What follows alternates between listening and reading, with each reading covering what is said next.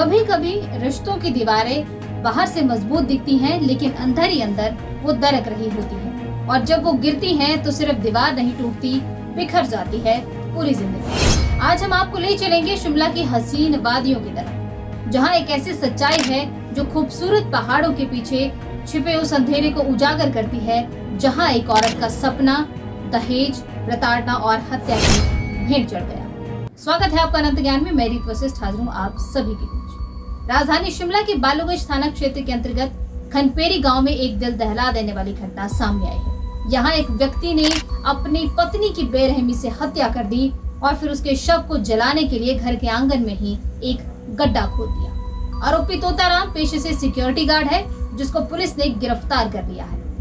मृतका की पहचान 26 वर्षीय गुलशन के रूप में हुई है, जिसकी शादी 2020 में तोताराम से हुई थी। उनका 3 साल का एक मासूम बेटा भी है।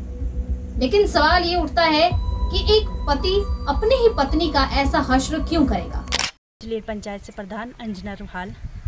सर, मैं जैसे ही मौके पे गई तो वहाँ पे पहले ही पुलिस वाले शौकी से आए हुए थे। जब स्थानीय लोगों से मैंने पता किया तो वो बोल रहे थे कि यहाँ पे आग की लपटें दिन से थी, 4-5 बजे आग जल चुकी थी वहाँ पे पहले ही। तो जब मैं लोगों से वहाँ पे पूछा तो उन्होंने बताया कि दिन को 2-2:30 बजे वो आंगनवाड़ी में वो हेल्पर थी। तो जैसे ही वो आई तो हमने सबने देखा बोलते उसके आते हुए। उसके बाद उसके पति ने कहा कि मेरी पत्नी गायब है, भी घर पे नहीं है। तो वहाँ की लोकल जो उसकी चाची लगती है मीरा, उसने कहा कि तू पहले पुलिस कंप्लेंट करके आ जा।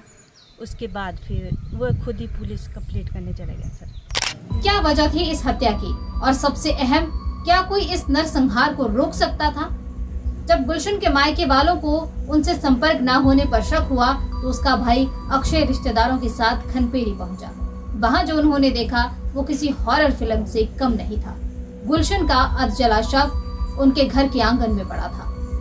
अक्षय ने पुलिस को बताया कि उसकी बहन को लगातार दहेज के लिए प्रताड़ित किया जा रहा था। 14 मई को जब गुलशन की मां ने उसे फोन किया तो फोन नहीं लगा।